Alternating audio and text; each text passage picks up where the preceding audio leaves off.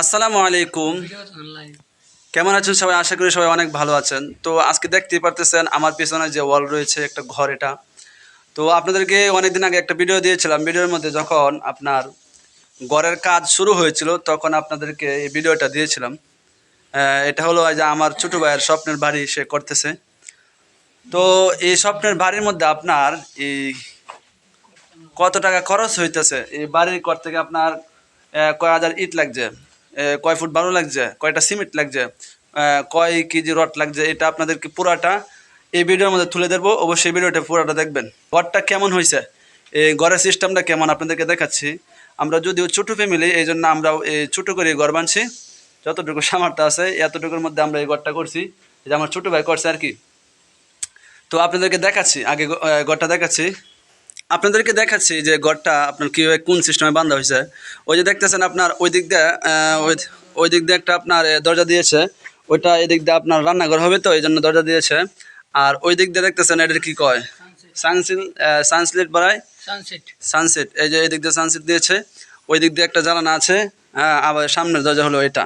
তো এই ঘরের মধ্যে আপনার কত টাকা গিয়েছে বা কয়টি ইট লেগেছে আপনাদেরকে অবশ্যই বলবো। এই যে দেখতেছেন পুরা ঘরটা আপনাদেরকে দেখানোর চেষ্টা করতেছি। এটা হলো আপনার এই যে বাহিরের সাইড, আপনারা দেখতে পারতেছেন। এটা এই যে পুরাটা, পুরা কয় ফিট উঠছে? 10 ফুট উঠে গেছে জায়গা। তো এই ঘরটা যে করছে আমার ছোটো ভাই, তার কাছ থেকে আমরা জিজ্ঞাসা করব যে কটি ইট গেছে, কটি আপনার সিমেন্ট গেছে। এই যে দেখতেছেন। তো এই যে তুমি যে ঘরটা বানতেছো, এই ঘরের মধ্যে তোমার কয়টা ইট গেছে এই পর্যন্ত তুলতে?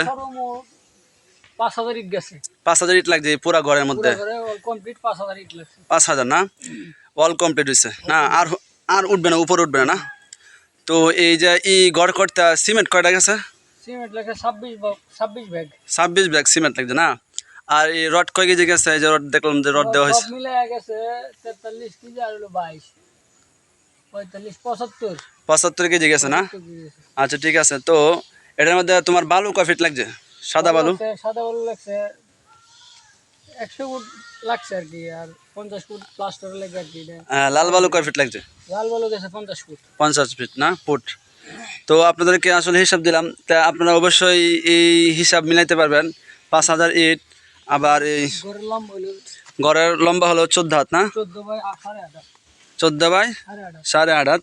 তো আপনারা দেখতে পাচ্ছেন এই যে 14 বাই 8.5 হাতের ঘরের আপনার 5,000 ইট লাগছে, আর 26 ব্যাগ সিমেন্ট লাগছে, আবার বালু লাগছে আপনার কয় ফুট না? লাল বালু 50, সাদা বালু 100 ফুট।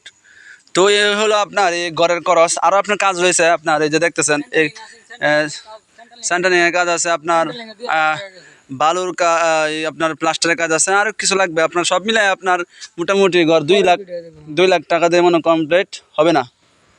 সব মিলে বর্তমানে খরচ হয়ে গেছে আমার 1,45,000 খরচ জায়গা 2 লাখ টাকা পর্যন্ত। 1,45,000 পরবর্তীতে কমপ্লিট করতে গেলে আরো তোমার 1.5 লাখ টাকা লাগবে, ছানি আবার বারিন্দা সহকারে। তাহলে সব মিলে কত? 3.5 লাখ? 3 লাখ টাকার মতো, 3.5 লাখ, 3,20,000। আচ্ছা আচ্ছা।